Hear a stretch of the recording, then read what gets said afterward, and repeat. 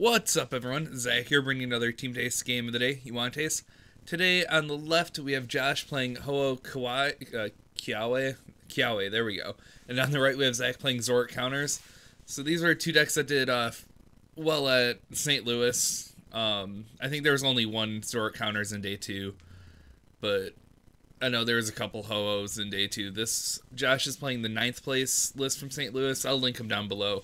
And Zach's playing Zach Bakari's 16th place list. And I think right now we're playing it card for card. So Zach's going to go ahead, start with that Bridget in hand, and play it down, getting himself a Coco and 2 Zoros. He started the Giratina promo, which is unfortunate, but he's just going to have to find a way to get it out. Now, Zach is going to go ahead and attach that double color list right away to the Coco. Going to be threatening that flying flip. Ho-Oh has the lightning weakness, so you can, with a choice band, flying flip for 100, which is really scary because you can 2-hit a Coco or a Ho-Oh with Coco. So the prize trade isn't really that favorable for Josh. So Josh is going to be able to find a Lele turn 1 and be able to Kiawe. Yep, it's not going to happen, guys. Right away to that Ho-Oh, getting 4 energies onto it. So Zach's going to Ultra Ball away and end in a Field Blower, grabbing himself a Zoroark. So this turn he's going to be wanting to either find like a Guzma or a Float Stone even. So he does have a Guzma in hand, so he's going to trade and then find a Zoroark, trade again. Not sure if he wants to flying flip that Ho-Oh without having a choice band, so yep, looks like he's just going to Sycamore away some cards. And not sure if he found his Float Stone. Doesn't look like it. Now it looks like Zach's just going to pass it on over to Josh. And then Josh is going to be able to attach a choice band to the Ho-Oh, put a Turtonator down, which is not weak to the Coco, which is a huge plus. And he's going to whiff an Elixir and Cynthia. So now Josh is kind of in the same boat, trying to find a Float Stone to try to get his Ho-Oh out of the active. Now Josh could also find a Dawn Wings, but in this matchup he's not going to want to play it down. Dawn Wings gives the free retreat if it has a Float Stone on it, basically.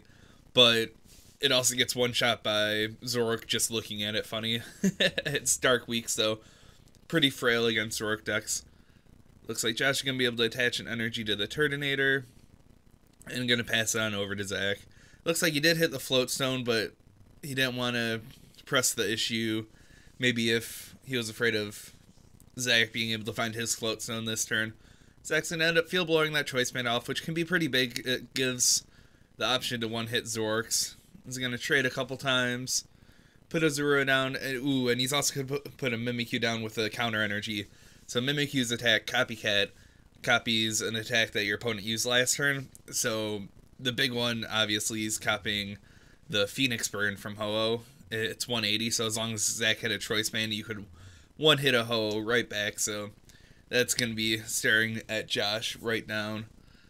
But he's also going to have to be behind on prizes to be able to use it due to the counter energy. So Josh is going to play Nestball, find a Volcanion EX. That also gives Josh the option to one-hit the Zoroark with a Steam Up. So it looks like Josh is going to find a Float Stone, retreat, and use Ho-Oh's first attack, Sacred Fire, to put 50 onto that Mimikyu. So that's going to really need to start attacking this turn. He's going to trade away a couple Bridgets that are pretty useless at this point. And I don't see... Yep, Zach's just going to double colorless retreat the Coco. Going to attach a choice band and flying flip it for 100 and putting 20 on everything else. So obviously hitting 100 onto the Ho-Oh is really good. But another upside to it is getting the Lele and the Turtonator and even the Volcanion ready to be knocked out from a Zoroark eventually. So now where's Josh going to go from here? Now, he can't just really ignore... Words. He could Guzma around the Coco, but the Coco's still a huge threat to him, so he's not going to want to do that. He's going to need to take care of the Coco, but just about anything he does at this point will be able to... Zach will be able to return knockout, but Josh is going to have to find some way to start prize trading right now. Josh is going to be able to Ultra Ball for an Oranguru. He's going to Instruct for 1. Actually finds a Fire Energy, and then going to Guzma the Mimikyu and Shell Trap it for the knockout, so... That's kind of awkward for Zach. He could attack into this Turtonator, but he's going to take a hefty amount of damage in return. Looks like Zach actually has a Guzma of his own. Is going to return the Guzma favors. He's going to trade, get, beef up his hand a little bit. Trade again. And then this, going to Ultra Ball. He actually can get a third Zoroark out, which is really big if Josh finds a way to end Zach. Even though I don't think this Ho-Oh list is playing any ends. Pretty sure it's playing the 4 Cynthia, 4 Sycamore, 4... no, is that it? Maybe, yeah. So Zach's actually going to attach a counter energy to the Coco. 2 counter energies on the Coco, and he can flying flip even if he's not behind on prizes. The counter energy is always going to be counting for 1 colorless regardless, but it also gives Zach the option to use Coco's second attack, Electro Ball, which would hit for 101 hit a Ho-Oh. But it looks like Josh is going to Sycamore. Doesn't want to put that Dawn Wings down. Like I said earlier, that's easy Guzma target for Zach. Looks like Josh is going to promote the Turtonator. Now, is he going to be able to Shell Trap it this time, or... Looks like he's actually going to Bright Flame, take the knockout on the Coco. Now, they're both at 4 prizes, so the counter energy is still not a big factor. And then Zach's going to end up Mallowing. Probably going to find some way to attack this turn. Now, that Turtonator already has a 40 damage on it from the flying flips. So, if Zach has a full bench and the Choice Band on the Zoroark, he's actually going to be, going to find a double colorless Choice Band. Going to play a Lele down to fill his bench. Going to find a Cynthia just to, have it in his hand. And going to promote the Zoroark and ride a Speeding for the knockout for hit 150, perfect math to knock out the Turtonator. Now Zach's just down to 2 prizes. He's 1 EX or GX knockout away from victory. Josh is going to Ultra Ball. Looked like he had a couple elixirs in hand. And still has quite a few energy in deck. So yeah, Josh is going to find a Ho, Lele, Wonder Tag. Maybe grabbing a Sycamore. Yep, gonna find a Sycamore.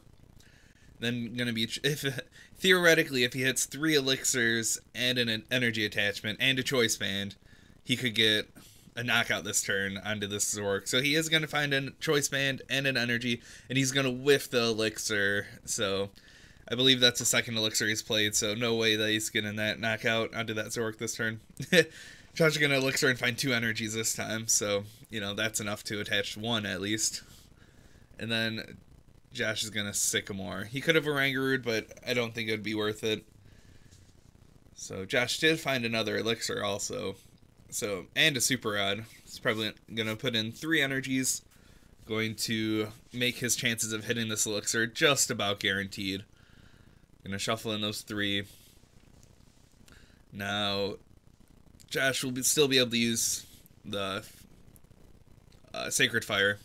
Yep, because he hit that elixir, which would put 80 onto the Zoroark, but Zach's just a Guzma away at this point, so he's going to use Sacred Fire onto the active Zoroark. So, yep, Zach's just going to Guzma out that Lele that already has 40 damage from Flying Flip on it, and Rida speeding it for the win. Yeah, we were both pretty hyped on Ho-Oh for a little bit, and then we were just playing against a whole bunch of Zoroark decks, which is what Ho-Oh should beat. And if the Zoroark deck ever found a way to flying flip for 100, even the flying flip for 40 it seemed like enough to set up numbers for Zoroark. So, and then they can't recover. I know some Ho-Oh decks were starting to play Wobbuffet, but I still think it's just not enough to slow down these Zoroark decks. So yeah, that's about it for us today. So remember, leave a like, drop a subscription, all that good stuff. I don't know. Yep, let us know what you want to see tested in the future. We have a whole bunch of games ready to go, so later everyone.